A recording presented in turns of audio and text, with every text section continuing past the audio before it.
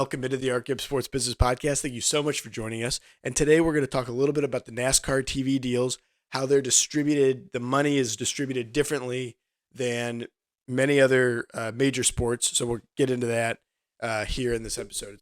So one of the major TV deals that we've referenced a lot in this show is the NFL's TV deal. It's the most lucrative TV deal. It's worth about $5 billion a year for the two sides, the NFC and the AFC. There's different channels, sort of Fox and, CBS and various entities that bid. And so that $5 billion a year is brought to the NFL via sort of multiple network distribution companies, let's say, or companies. And a TV deal that is not the size of the NFL, but was actually a really a landmark deal when it was signed, was the NASCAR TV deal. So NASCAR signed a TV deal around 2010 that was worth $8.2 billion, and the deal was a 10-year deal. So that's $820 million a year. And at the time it was signed, it was a very high-end deal, very large deal. Now, of course, in the NFL, we know the way that the money's distributed is that you've got your teams, and then you've got the salary caps, and you've got the stadiums, and you've got the concessions, and you've got all of that kind of stuff. So let's see a little bit how the NASCAR deal compares to the NFL TV deal. Again, the NFL TV deal is a deal that we've talked a lot about on this show, and I think most people are pretty familiar with the NFL TV deal. It's a $5 billion deal, as I said. It's brought by multiple TV companies. Fox has one side of the NFL, and CBS as the other side, and ESPN's involved on Monday Night Football, and so there's many sort of entities bidding on these NFL. There's many sort of entities that contribute to that NFL's $5 billion a year TV deal. Now, many people know how that money's distributed. Basically, you've got 32 teams. The 32 teams effectively divide up that TV revenue. Now, some goes to the NFL, parent entity, but the lion's share goes to those team owners. And in most cases, the team owners, etc., own the stadium, or the city that they're in owns the stadium, something like that. There's some kind of arrangement like that. So again, either the team owns the stadium, or like the city that it's in owns the stadium, and the city issued bonds, or the city, they issued bonds in the past and they're going to be repaid by some ticket, tax, something like that. Right. But usually it's not a third party. It's not another private entity that owns that stadium, because the bulk of that stadium's business is the NFL team that plays 8 games a year there. And, sure, there's maybe some Dave Matthews concert, in the off season or something. But basically, the big money is those 8 NFL games, as far as the parking, as far as the concessions, all the day of stuff. And then, of course, the TV money is on top of that. So many times the stadium is sort of part and parcel with the team. Again, either the team owns it outright or the city owns it, but again, it's some sort of bond ticket arrangement, something like that. So that's kind of that setup. They get the money. Now, we all know that the salary cap, and again, we go into more detail in previous episodes. I'll post some in the descriptions below. But we know that the salary cap is effectively and roughly half of that TV money. So the TV money comes in, half the TV money goes to the roster. The whole roster makes up half of that TV money. And then the NFL team takes half the TV money.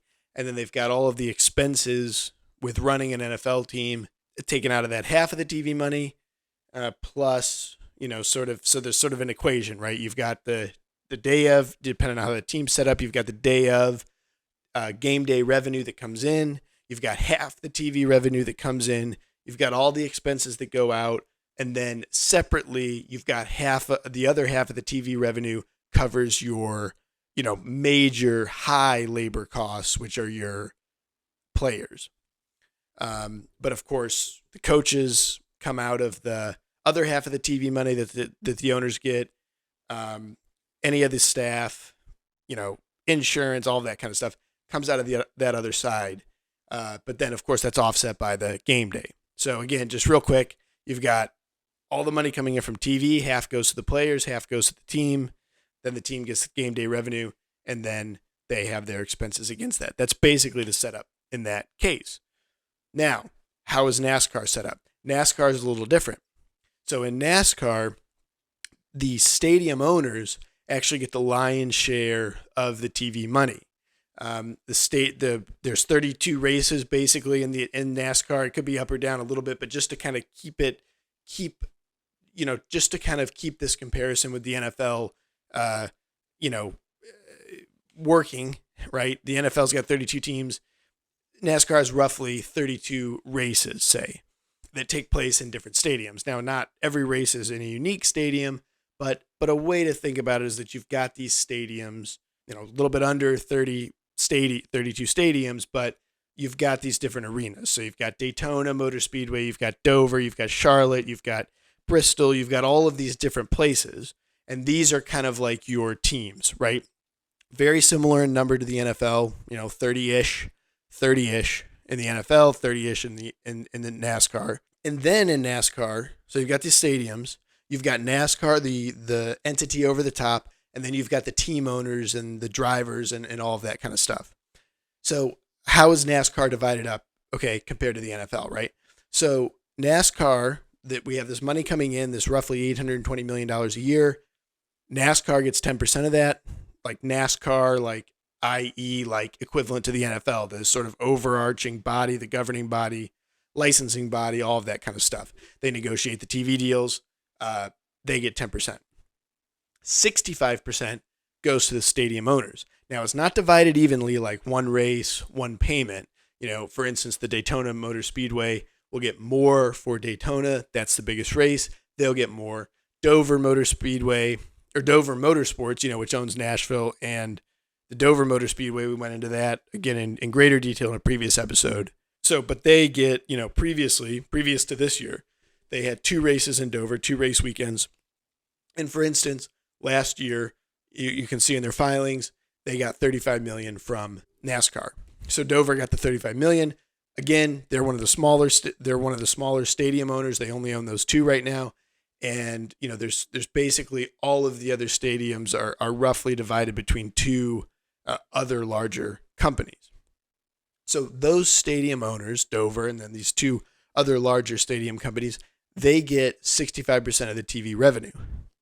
So NASCAR gets 10, stadium owners get 65, and then the teams via a prize purse, get 25%. Now that's total. So you've got in NASCAR, you've got kind of the main top end Xfinity racing series. Then you've got a lower tier racing series, and then you got truck series. And a lot of times what happens, just like in Formula One, when you have a race weekend. So there's those 3 levels. You've got Xfinity, you've got the level below it, truck and other levels. And just to go into that real quick, that helps to create these sort of race weekends. So people can go there, they can camp. Camping's obviously a big thing with NASCAR. Camping World's, been a sponsor for many years. I don't know if they still are, to NASCAR. And so you go there, you camp. And again, these stadiums, and this is part of why the payments are distributed the way they are, they don't have a lot of other stuff. Of course, Dover hosts the Firefly Music Festival up at their track, but a lot of these tracks are large. They're, not in great areas. They're not really conducive to concerts and things, although it does happen sometimes. So for the stadium to make money, they need not just that one day, but the weekend. And so Dover, for instance, when they had the 2 race weekends up at their Dover stadium, that's 6 days.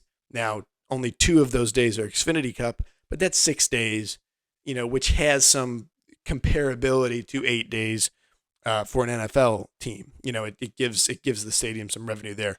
So those tiers, that 25%, that's for all of the prize purse. The vast majority goes to that top Xfinity series. That's kind of what everybody follows in terms of NASCAR. It's the highest level. And they get like 96% of that 25%.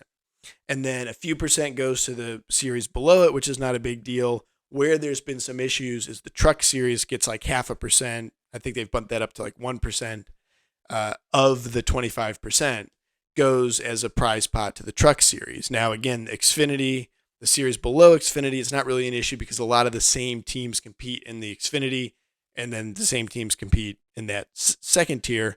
But with Truck, it's unique, and you've got teams that are competing for, an $11,000 prize package, and it costs each team, $1,200 to enter, and a set of tires is $2,000, and there's many articles about this. There's an article on jeffgluck.com by Tommy Joe Martins where he talks about the truck races really not getting that big of a percentage. And that's a great article if you want to go read that as well. But so that's kind of where there's some issues, and they've renegotiated it and that kind of stuff. But again, to kind of sum this up, basically in NASCAR, you've got the tracks getting the vast majority. You've got NASCAR themselves getting 10%, and then you've got these teams via the prize purse getting 25%. Now, of course, in NASCAR, it has some differences, to the NFL. It's not just a franchise. Those teams, they can go out and sell their own sponsorships, and then additionally they compete for this prize money. Now, of course, 25% is, that's over $200 million in prize money for the year. But again, there's many teams and many races, and so for each race, that's $1 million, $2 million, $3 million, $4 million, that kind of thing. So it's real money for those teams, but additionally, they can go out and sell sponsorships just as in Formula One. So Formula One's very similar in this way. You've got Formula One, the prize package for the teams is much larger. I think but the stadiums aren't getting as much revenue from the TV deals. But in Formula One, I think if I'm not mistaken, the entire prize package is something like $900 million. And then, of course, in NASCAR, it's like $200 million. But then you go out and you sell all these sponsorships, and that's where you get all the jokes about NASCAR where, they name 50 sponsors in the interview before they get to the question. So they definitely go out and sell those sponsorships, but then additionally compete for that prize money, which is paid for by the TV deal. One other thing I'll just note here, it's not necessarily TV deal related, but it's an interesting thing. A lot of times these stadiums, based on their, kind of the way they're set up, and they've got a large track or some large track area. It's not sort of wrapped around a football field or a basketball court, something like that. They have some more room to work with. So these stadiums, a lot of times, they'll, and of course NASCAR used to have some of the largest stadiums in the world, but now with sort of race day attendance going down a little bit, they've pulled some stands out throughout some of the tracks. I think Daytona's pulled some seats out. I know that Dover Motor Speedway's pulled some seats out. But these stadiums do have room on site to really add, a fair amount of stadium seating, much cheaper than to build on the top of a stadium at, a football stadium. So, for instance, Dover in their Nashville race, they've got something like 25,000 in permanent seating, but then they, with just small grandstands along the side, since there's so much track space, have added more stadium capacity around. Of course, that race is sold out here in Nashville, which is great to see. So anyway, just a little on the TV deals of NASCAR, kind of comparing them to the NFL. Not everybody, but a lot of people are familiar with the NFL TV deals. NASCAR is set up a little bit differently. So I hope you enjoyed that, and we will see you next time. Thanks so much.